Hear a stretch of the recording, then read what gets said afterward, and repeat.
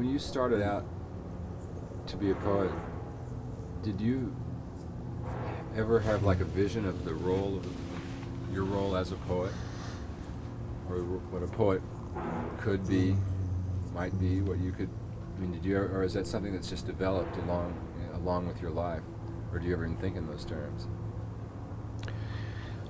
I had very simple ideas about what to do, and they haven't changed that much. One was to write good poetry, to try to write good poetry, and that was poetry which I would measure against what I thought were the great poems of European and Asian tradition. You know, measuring myself against Du Fu or Ben Jonson, not measuring myself against them, but using them as touchstones. So having the right touchstones. And the other thing is paying regard to the issues that come right in front of you, like the problems and the questions of politics and history that are right on your doorstep, not to turn your head aside, not to avert your face.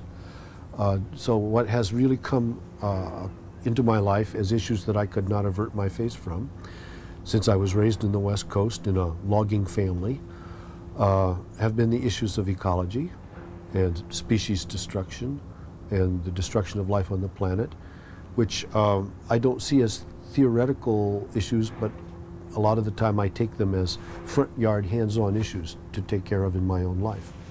So doing what one has to do and trying to be a good artist.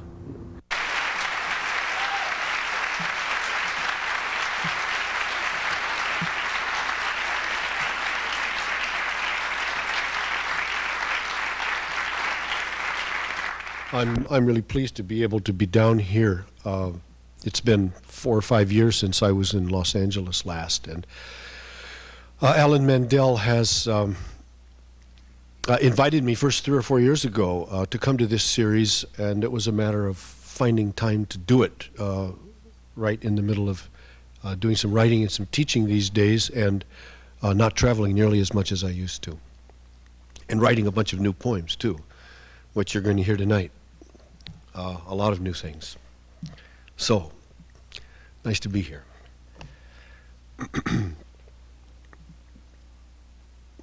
I was at a meeting of the Friends of the Los Angeles River yesterday afternoon. Not so quixotic as it might sound.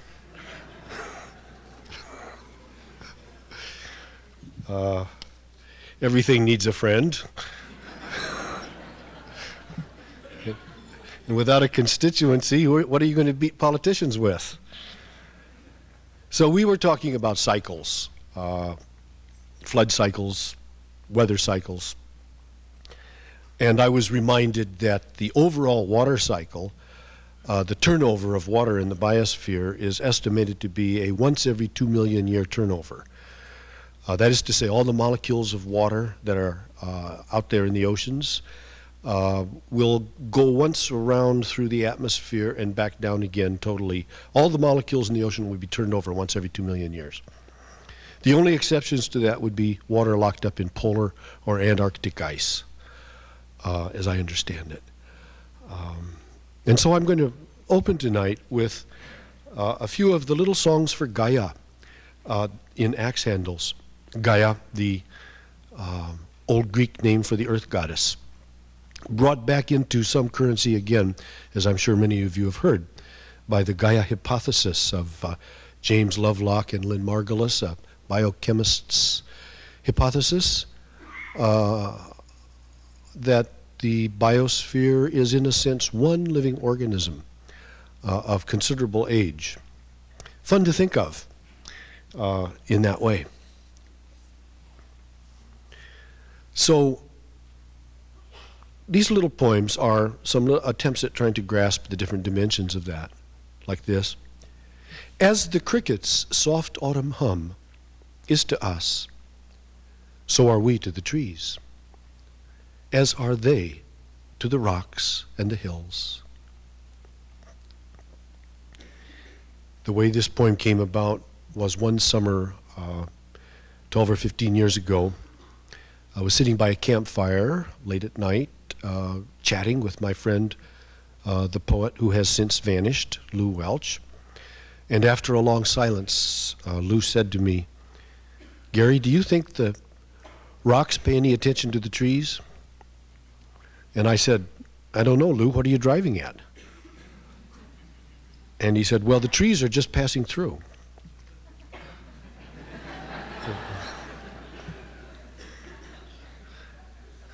As the cricket's soft autumn hum is to us, so are we to the trees, as are they to the rocks and the hills. The Manzanita succession story. Shady lady makes the boys turn gray. That's an obscure poem. But, you know, I'll tell you this story. After a fire in most of Californian-type forest ecology, that is to say in the pine forest ecology, after fire, Manzanita will be, in much of California, will be the first post-fire succession plant. In fact, Manzanita does very well after a fire. It helps the little seeds to germinate. It will come in after the death of a whole bunch of pine and oak and will establish itself for quite a few decades. And then in the shade and in the new soil and in the moisture that is created under the Manzanita thickets, again, little oak and little pine will get started. And eventually, they'll push through the Manzanita canopy, overshadow them, create their own canopy, and that canopy will kill the Manzanita, which is not shade tolerant. And so, shady lady makes the boys turn gray.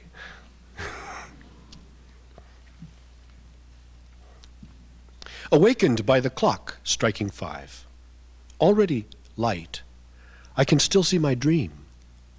3 corn maidens in green, green leaves, skirts, sleeves, walking by. I turned my eyes, knowing not to stare. And then I wake thinking I should have looked more to see the way they were. Corn maidens in green, green leaf face too, eyes turned aside.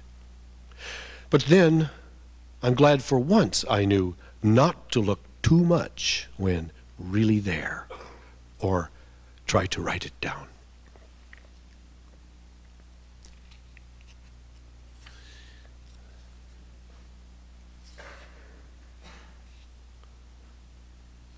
Log trucks go by at 4 in the morning as we roll in our sleeping bags, dreaming of health.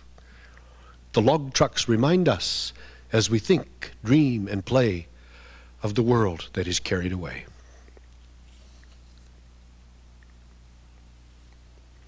Dead doe lying in the rain, on the shoulder, in the gravel, I see your stiff leg in the headlights by the roadside.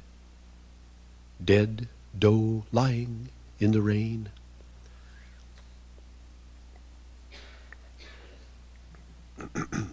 You know the yellow-shafted flicker? The flicker's sharp, clear call. This. This. This. In the cool pine breeze. Hers was not a sheath. It was a quiver.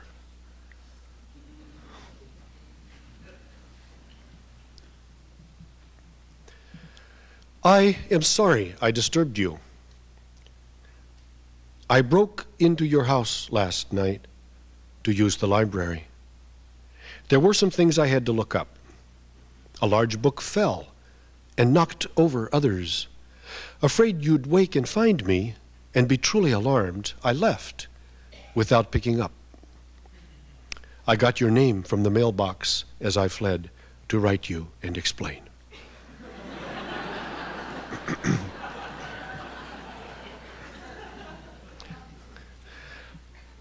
I'm not quite sure what that poem's about.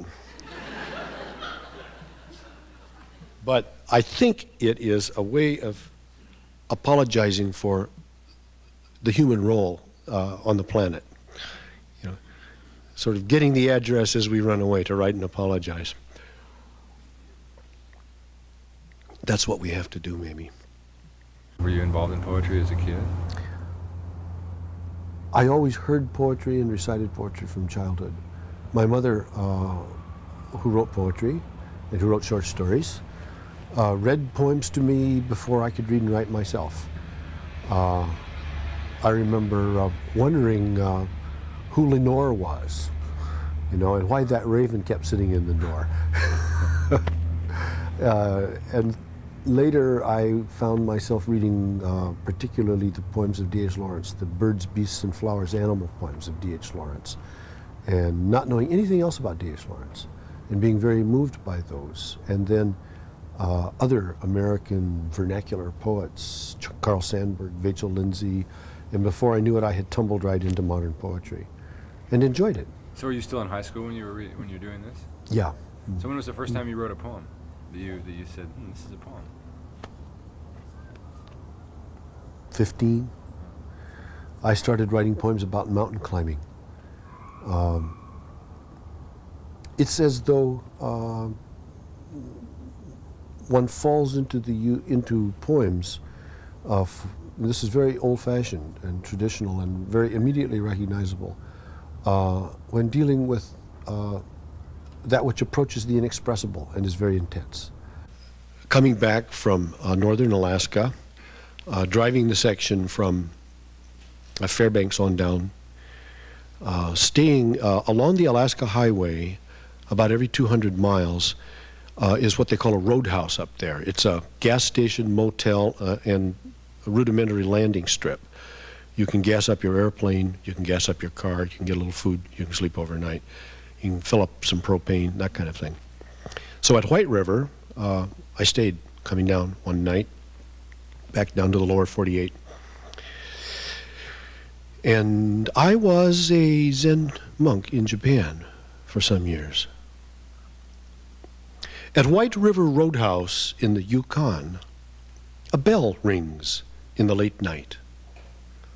A lone car on the Alaska Highway, hoping to buy gas at the shut roadhouse.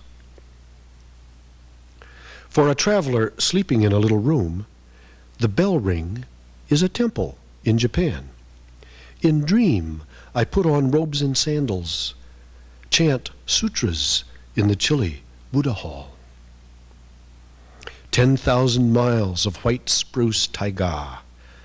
The roadhouse master wakes to the night bell, enters the dark of ice and stars to sell the car some gas. So how did you get involved in Zen originally?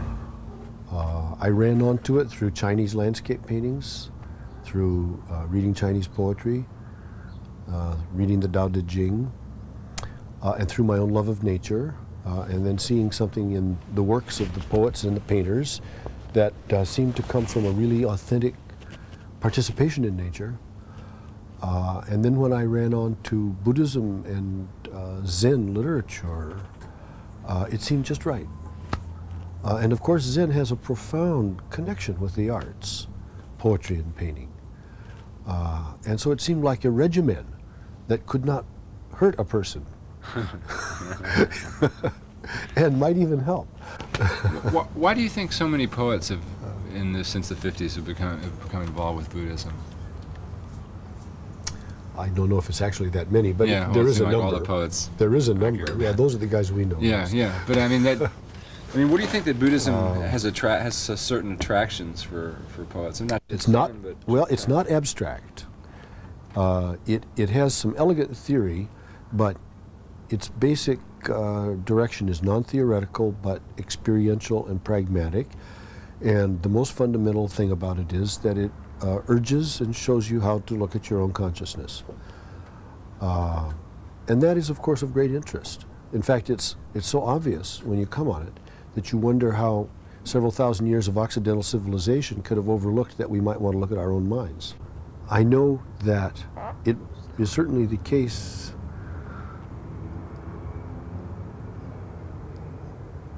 that my mind is opener and emptier, and I can move around in a universe with a sense of quite a bit of freedom.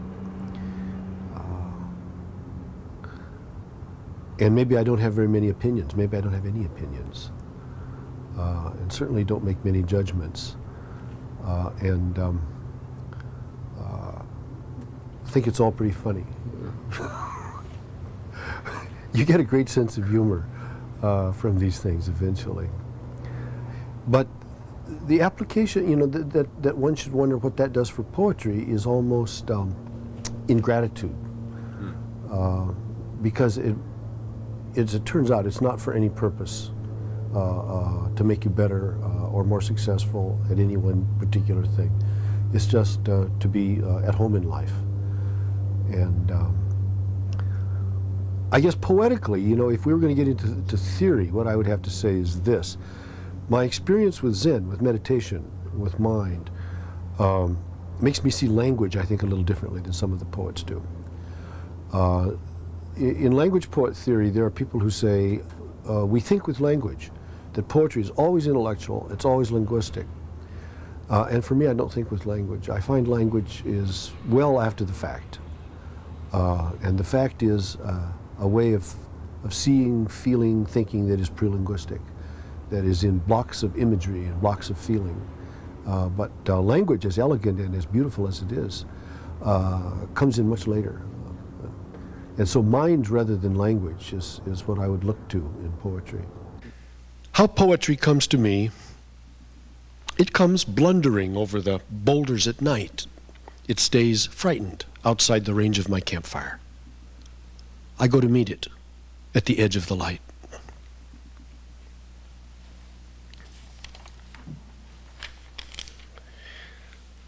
Jack Kerouac wrote a novel called The Dharma Bums some years ago, in which he describes a mountain climbing trip on a real mountain, the Matterhorn, the Sierra Matterhorn, up off 395 east of Bridgeport. Nice peak, 12,000 feet, third class. I went back up there a couple of years ago. First time since I'd climbed it with Jack in, what year was it, 1956? Or no, fall of 1955. That's when Jack Kerouac and I climbed that mountain. I never went back. I went to lots of other mountains all over the Sierra Nevada, but for some reason didn't get back on that one. And then a few friends from Davis and from the mountains where I live decided in early October in '86 to go down and climb it before it got too cold. So we got up there and it was already snow, a lot of snow around. It was freezing actually, October 4th. And it was just, night was coming down fast. At 4:30 it already was getting dark, it seemed. So I just had time to compose this orally on the summit and then beat it off the top. On climbing the Sierra Matterhorn, again, after 31 years, range after range of mountains, year after year after year, I am still in love.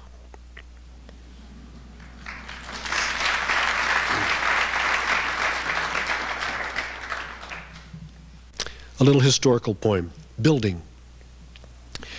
We started our house midway through the Cultural Revolution, the Vietnam War, Cambodia in our ears, tear gas in Berkeley.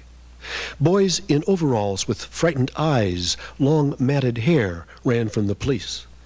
We peeled trees, drilled boulders, dug sumps, took sweat baths together. That house finished, we went on. Built a schoolhouse with 100 wheelbarrows. Held seminars on California Paleo-Indians during lunch. We braised the Zhou dynasty form of the character Mu on the blacksmithed brackets of the ceiling of the lodge. Buried a 5-pronged vajra between the school buildings while praying and offering tobacco. Those buildings were destroyed by a fire, a pale copy rebuilt by insurance. 10 years later, we gathered at the edge of a meadow. The Cultural Revolution is over. Hair is short. The industry calls the shots in the people's forests. Single mothers go back to college to become lawyers. Blowing the conch, shaking the staff rings, we opened work on a hall. 40 people, women carpenters, child labor, pounding nails. Screw down the corten roofing and shape the beams with a planer. The building is done in 3 weeks. We fill it with flowers and friends and open it to our hearts. Now, in the year of the Persian Gulf, of falsehoods and crimes in government held up as virtues, this dance with matter goes on. Our buildings are solid, to live, to teach, to sit, to know for sure the sound of a bell. This is history. This is outside of history. Buildings are built in the moment. They are constantly wet from the pool that renews all things, naked and gleaming. The moon moves through her 28 nights. Wet years and dry years pass. Sharp tools, good design.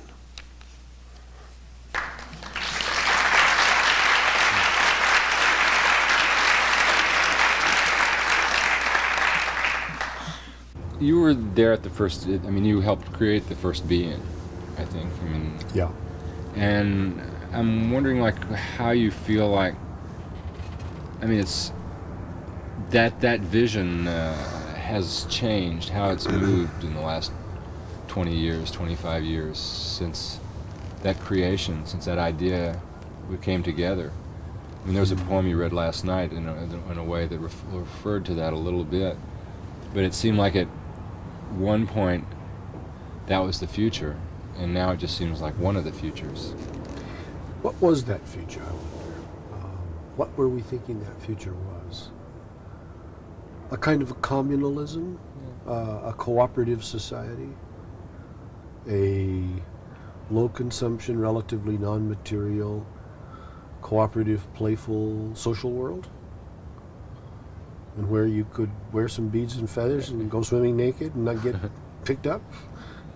It's not too big a dream. I would say it's definitely one of our futures.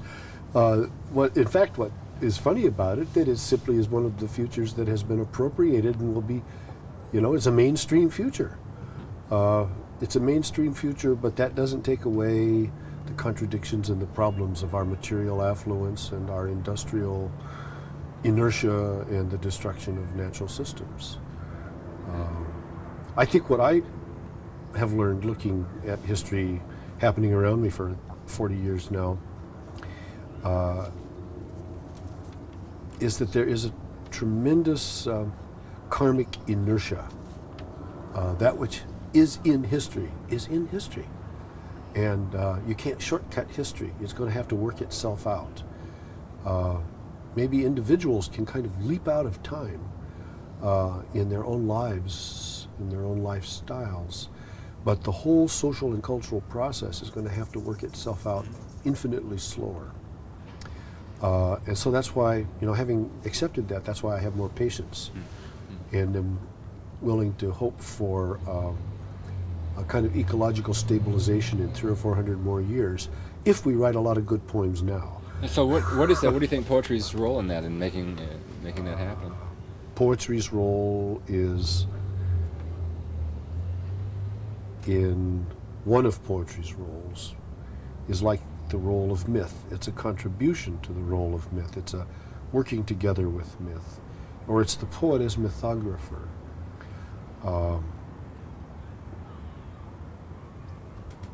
Not only seeing a new view, but presenting a new view. And Robert Graves would have us believe that it is not just that poetry comes to this and does it because it's right, but that it is an inherent, essential part of poetry from the Paleolithic, that it defend nature, for one thing, and that it defend human nature, for another thing. That's the Gravesian connection with the earth as muse, the goddess as muse to the poet. I think there's a metaphor of truth in that, an image of truth in that ultimately we speak on behalf of the elegance, the orderliness, and the freedom of the mind, which is to say of the natural world. You were connecting at one point imagination and wilderness. Yeah. And I mean, could you? I mean, you think literally that's? I mean, imagination is the natural order for your imagination.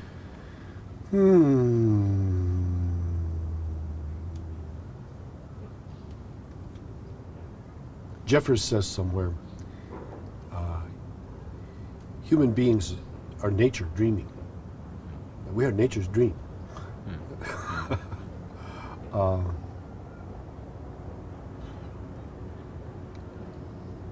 We barely know what the laws of nature might be. But we do know that it has a complexity and a completeness that we can only guess at. And that there are enormous energies at work that make it possible for the golden plover to navigate 15,000 miles and land on one island in the Aleutian chain. That's one kind of example. Shall we say that this great orderliness is like a clock, as they did in the 18th century? But modern physics finds too much variability in that. It's more like the imagination. It doesn't run on clockwork.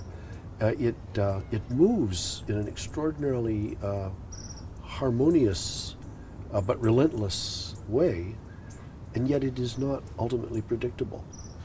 And so there's something that carries over to the mind from that. But what is the mind?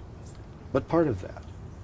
What that larger process is, our own inner processes can be nothing but part of that. And so the freedom that our imagination gives us is in a way that the same as the freedom that natural processes have to be unpredictable. Forgive me this next poem. I've never read it publicly before. I just finished it. It's a kind of a love poem. It's called How She. Up Illilouette Creek. How she pisses in the early dawn. Low squat, chin up, cupped in hand, elbow braced on knee, and gazing over snowy ridges to the cloud fronts coming in, so much warm water rushing down. The rocks and trees I can see between her bottom and the ground. And lifts her butt and leaps a little dance to shake the drops of dew before she closes up her pants. And turns to me, half asleep, rolled in the warm, says, "Day's up, rise and come."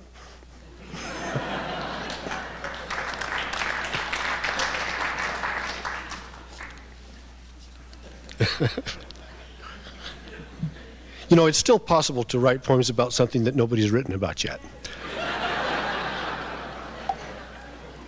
You do kind of have to reach for it, though.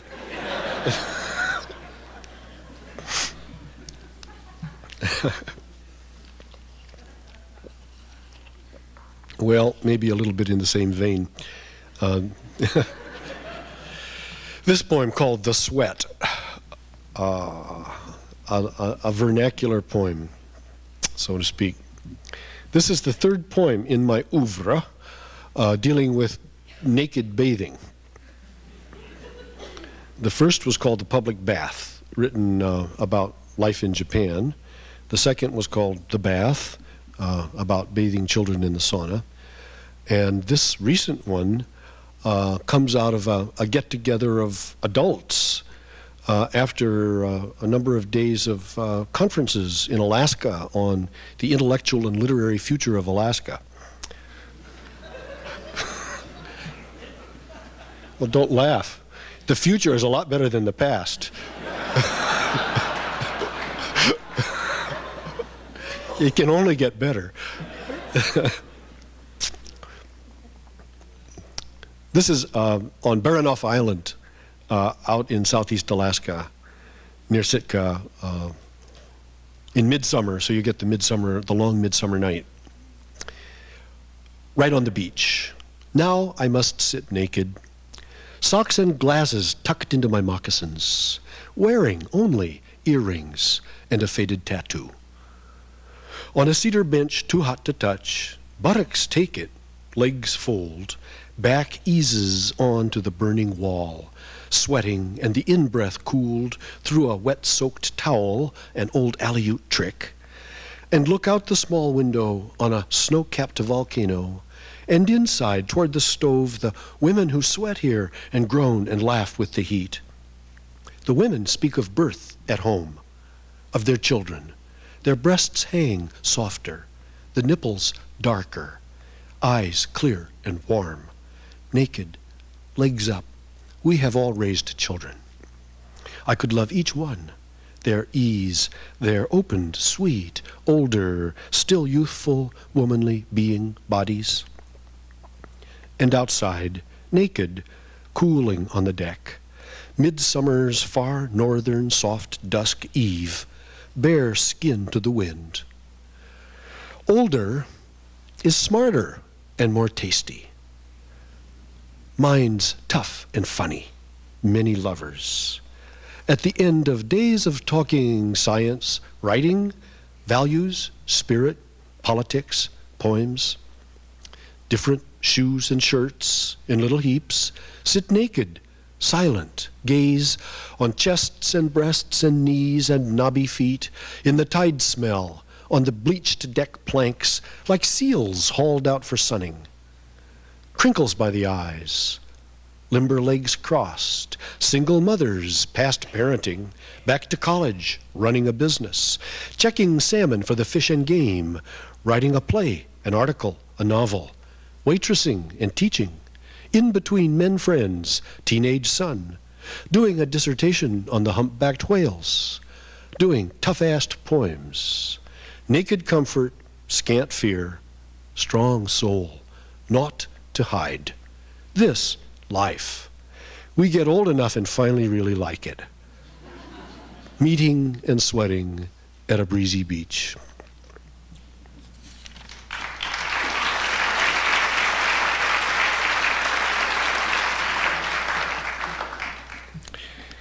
Speaking of Fish and Game, Fish and Game apparently released some wild turkey flocks back in the 20s in California. Wild turkeys are not native here apparently, but there is a southeastern native wild turkey, of course, and I guess a subrace in the southwest and northern Mexico. Wild turkeys are not at all, of course, like domesticated turkeys. They are fast, beautiful, have every evidence of being intelligent in some way entirely their own, very handy survivors. And so they are exponentially expanding right now. And in my area, wild turkeys started turning up in the mountain forests only about 6 or 7 years ago. And now there are, the first flock is divided, there's 2 flocks, about 20 birds each. And they seem to be doing really well. So it's wonderful. Surrounded by wild turkeys, this poem. Little calls as they pass through dry forbs and grasses, under blue oak and gray digger pine, in the warm afternoon of the forest fire haze, 20 or more long-legged birds, all alike.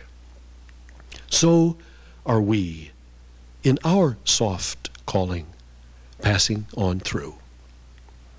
Our young, which trail after, look just like us.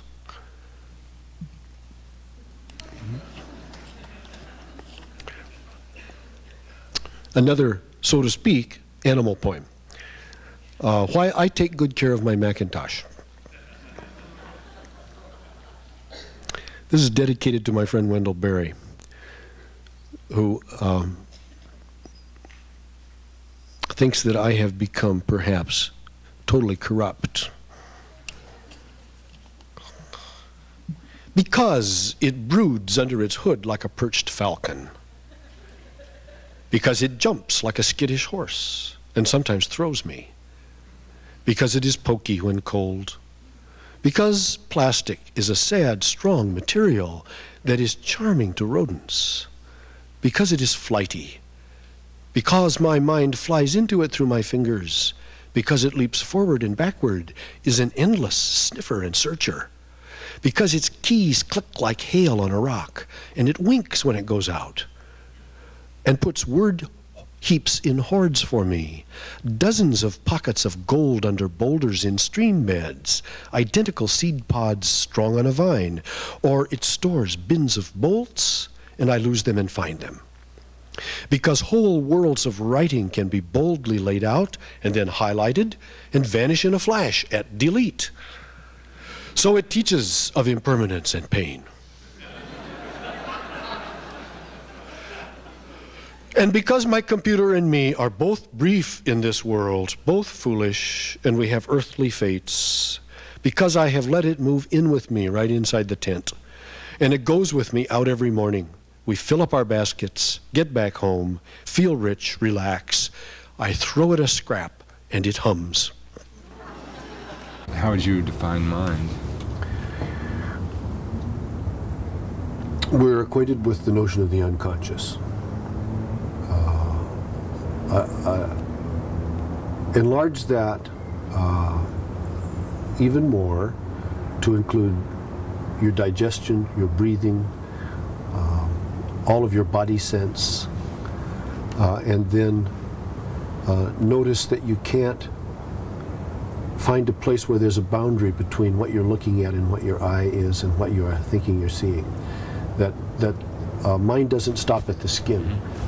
That the whole world we live in, and this is not a metaphysical idealism, right? That mind, to make that real clear, I'll say this: mind is solid, mind is wood, mind is concrete, mind is cactus, and that thinking cactus is cactus, and cactus is thinking cactus. Or as Dogen says, water is the problem that water addresses itself to. Water investigates water thoroughly. What about mythology? I mean, it seems like, how does mythology arise in this in one mind?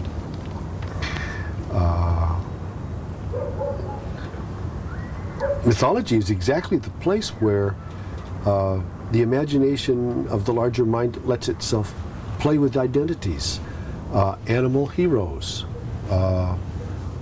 cross-species marriages, sky worlds and earth worlds. The whole thing about mythology that makes it work is not to take it literally, but understand it as a great playfulness, and understand that the metaphors are little instructions about the freedom of identity we have. We are all transformers. We are all tricksters. We all are shapeshifters. We go through 100 shapes a day, just like in the stories. And read it as metaphor in that sense, and then you understand the kind of freedom that one has, that one really has. So what animal have you most identified yourself with? Have you found yourself reflecting?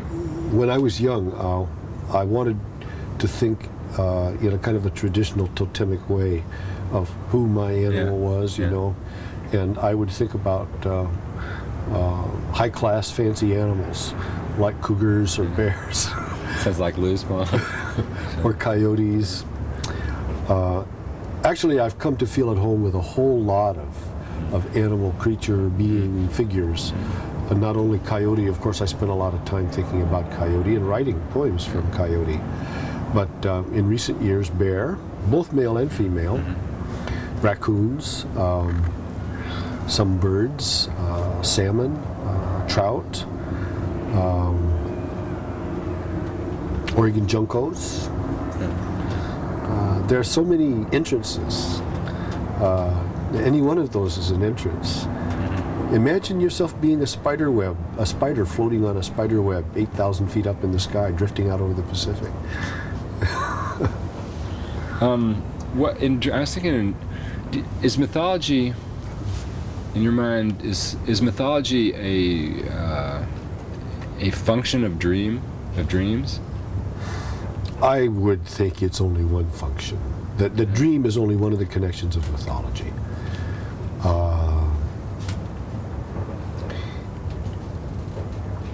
That there's a much more concrete level that mythology can also be seen to come from. They all interpenetrate, but after all, mythology comes from a hunting and gathering world. It starts in a hunting and gathering world of intimate knowledge of animal behavior and plant behavior.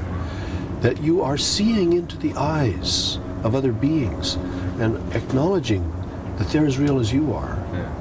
And so those stories are really heart stories that are speaking of our oneness and recognizing, as they say up north, the Eskimos and the Athabascans, that all of the different birds and animals and fish are every bit as intelligent as we are. It's all we're just wearing different suits. Yeah. No. But do you think of dream? I mean, dream as doorway. I mean, It's one doorway. Yeah. I mean, it's like a field. I mean, the dream is like a field. A dream is like a field, and it is a field. Like a field is a field. Yeah. You go walk around in it. Yeah. And the deer that walk into your field are not your deer. Yeah. They just cross through the back of your field and Yeah. out the other side. Yeah. And so the figures that come into your dream are not your figures. Those gods and goddesses or animals that come through are not standing for something in yourself. Uh-huh. See? That's good. That's a good. Yeah. I mean, that deals with Jungian Yeah. psychology in a good way. It's kind of a waste of time to put too much into dream interpretation, maybe a little bit. But the other side of it is also to understand that they have a life of their own, and that a dream is a dream. Or as Saigyo says, the great Heian period monk, putting a Buddhist perspective on it, he says, if these mountains and islands are but dreams, how much more so dreams?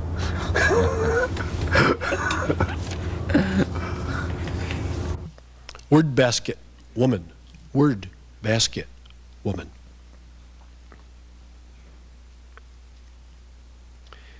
Years after surviving the Warsaw Uprising, she wrote the poems of ordinary people building barricades while being shot at. Small poems were all that could hold so much close-to-death life without making it false. Robinson Jeffers, his tall, cold view, quite true in a way, but why did he say it?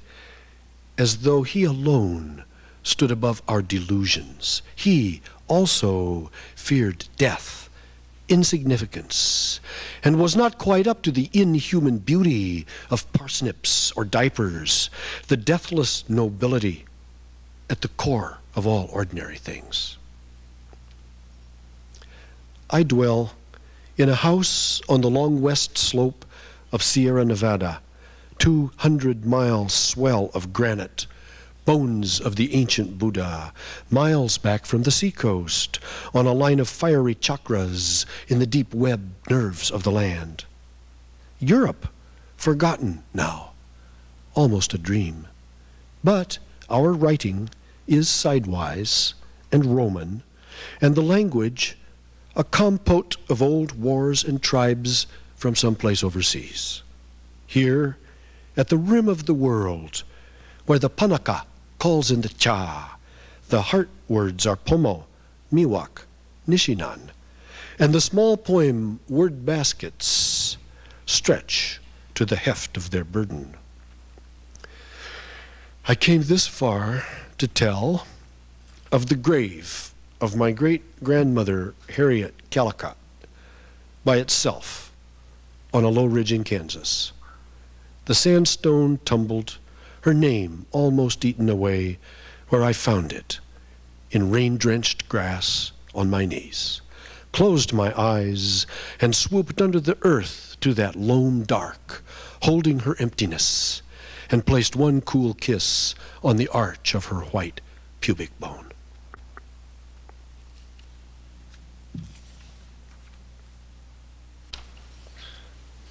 Okay, now we're really going to get into it. After several trips to some of the really remote wilderness areas of Alaska, the Brooks Range, I went back to New York City, to Manhattan. And in May of one year, I found myself seeing New York like I was in the Brooks Range. And I was able to hold that for about 4 days. And this is the poem that came out of that. This is part of Mountains and Rivers Without End. This is called Walking the New York Bedrock, Alive in the Sea of Information.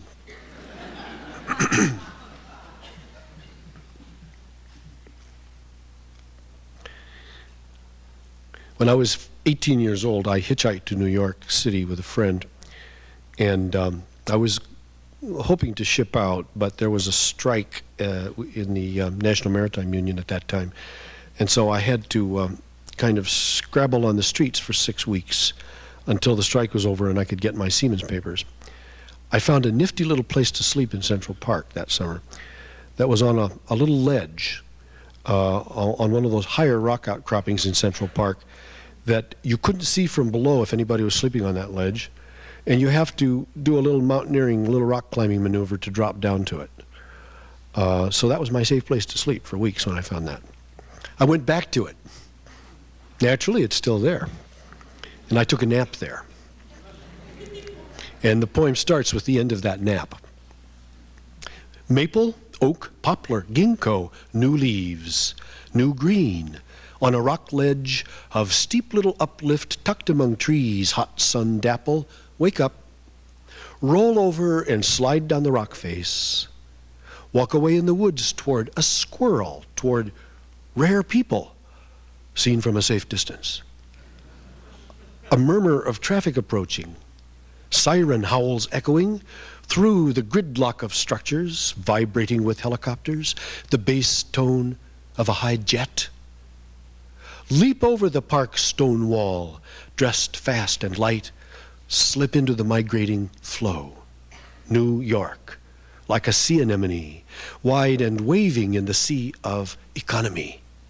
Cadres of educated youth in chic costume step out to the nightlife, good food after work. In the chambers of prana subtle, power pumping, heartbeat buildings, fired deep at the bottom, under the basement, fired by old merchant marine ex-fire tenders, gone now from sea, to the ships stood on end on the land. Ex-seamen stand watch at the stationary boilers, give way to computers that monitor heat and the power webs underground, in the air, in the sea of information. Keen eyes on the sidewalks, brisk flesh, beauty and age strut and shuffle. I curve round the sweep of great corners, cardboard chunks tossed up in truck beds, delicate jiggle, rouge on the nipple, coal under the eye. Time and life buildings. 60,000 people work there. Wind ripples the banners. Stiff shudder shakes limbs on the planted trees growing new green. Glass, aluminum, aggregate gravel, iron, stainless steel. Honeycomb, hollow honeycomb brain buildings owned by Columbia University. The landlord of Anemone Colony, alive in the sea of information. Klaus, the wild man. He lived mostly with Indians, was there as a witness when the old lady, Caracapakomont, sold the last bit of Washington Heights, 1701.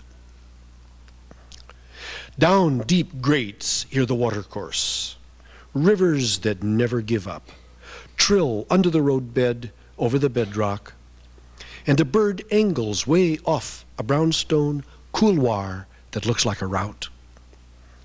Echo the hollowing darkness, scatter on bedrock, crisscrossing light threads, gleam sucking squeals up the side streets, one growl shadow in an egg of bright lights, lick of black on the tongue. Echoes of sirens come down the walled canyons, foot lifts to the curb and the lights change. And look up at the gods.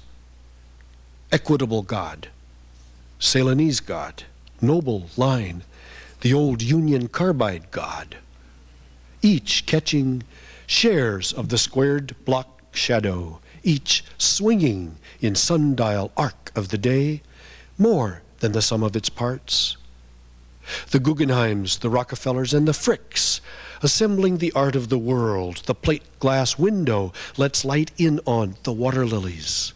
Like fish or planets, people move, pause, move through the rooms. White birch leaves shiver in breezes while guards watch the world. Helicopters making their long humming trips, trading pollen and nectar in the air of the Sea of Economy.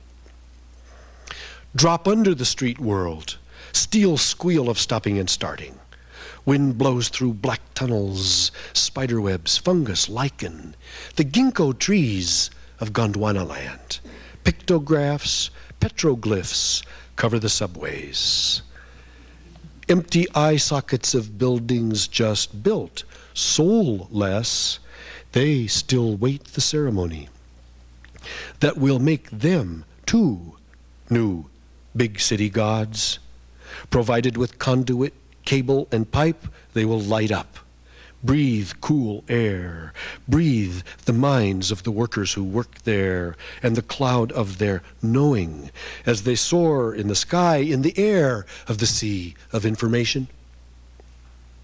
Cut across alleys and duck beneath trucks, under destruction. Stop to gaze on the large Roman letters of writing on papers that tell of economy. Skill saw whine slips through the windows. Empty rooms, no walls, such clean air in the cellar, dry brick, cooked clay, rusty house bodies. Carbide blade skill saw cuts bricks. Squalls from the steps leading down to the subway. And a blue-chested runner, a female, on car streets. Red lights block traffic, but she, like the beam of a street light in the whine of a skill saw, she runs right through. Across street leads to the river. North returns to the woods. South takes you fishing. Peregrines nest at the 35th floor. Street people rolling their carts of whole households, or asleep wrapped in light blue blanket, spring evening at dusk in a doorway. Eyeballing arêtes and buttresses rising above them, con domus, dominion, domus, condominate, condominium towers. Up there, the clean, crisp white dress, white skin women and men who occupy sunnier niches. Higher up on the layered stratigraphy cliffs, they get more photosynthesis, flow by more ostracods, get more sushi, gather more flesh, have delightful cascading laughs. And a peregrine sails past the window, off the edge of the word chain, harvesting concepts, theologies, snapping up bites of the bits bred by banking, ideas and wild speculations on new information, and stoops in a blur on a pigeon. As the street bottom feeders with shopping carts slowly check out the air for the fall of excess, of too much, flecks of extra from the higher up folks in the sky, as the fine dusk gleam lights a whole glass side of 40-some stories, soft liquid silver. Beautiful buildings we float in, we feed in, foam, steel, gray, alive in the sea of information.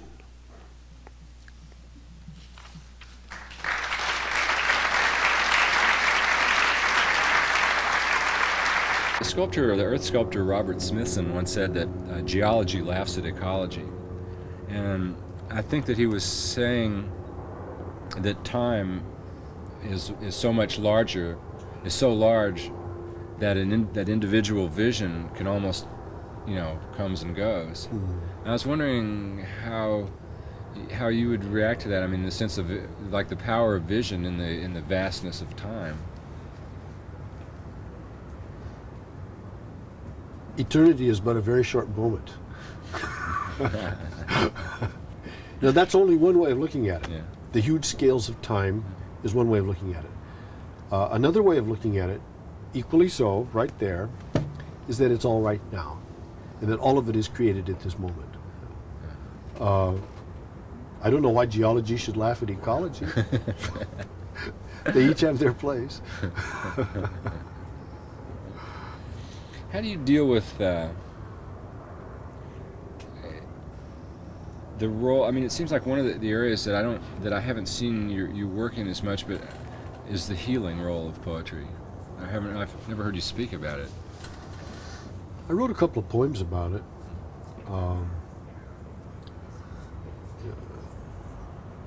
Without overstating the case in any way, if poetry has a healing role, and certainly there's lots of older cultural traditions that see song as part of the bundle of the healer. That it is to help us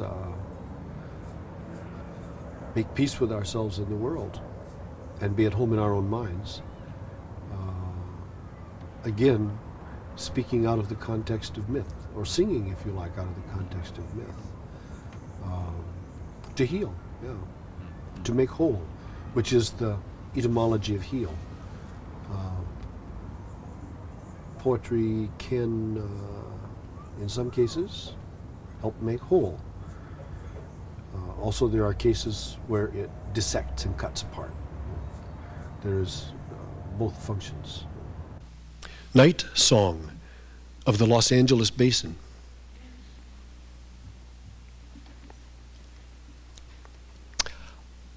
Owl calls, pollen dust blows,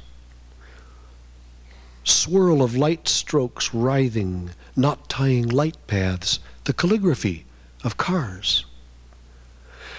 Los Angeles basin and hill slopes, checkered with streetways, floral loops of the freeway express and exchange. Dragons of light in the dark sweep going both ways in the night city belly. The passage of light end to end and rebound, ride drivers all heading somewhere, etch in their traces to night's eye, mind, the calligraphy of cars.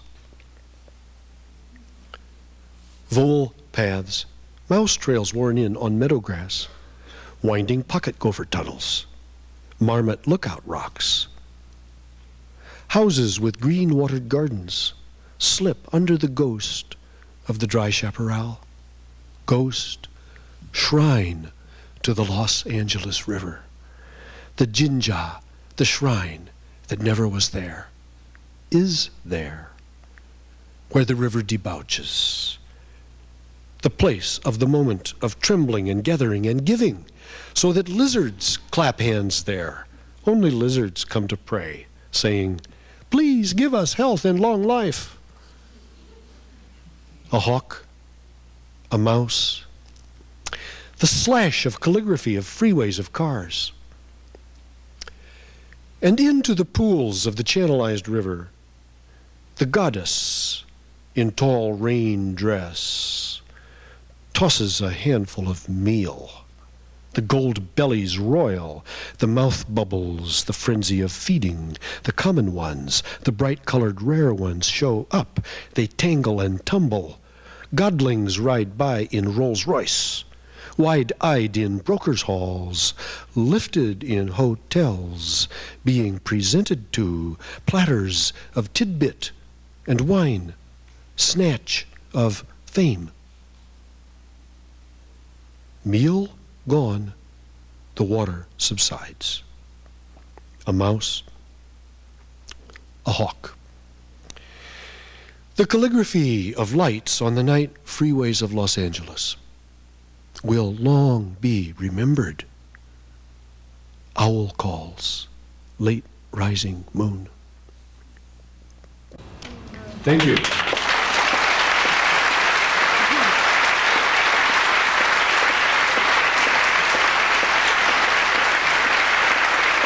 Thank you very much.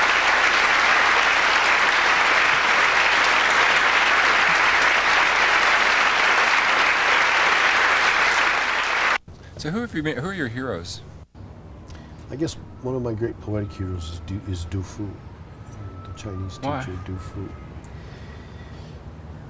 Because he wrote such extraordinarily wonderful poetry in the midst of such a time of chaos and strife and so much personal suffering in his life and in his family.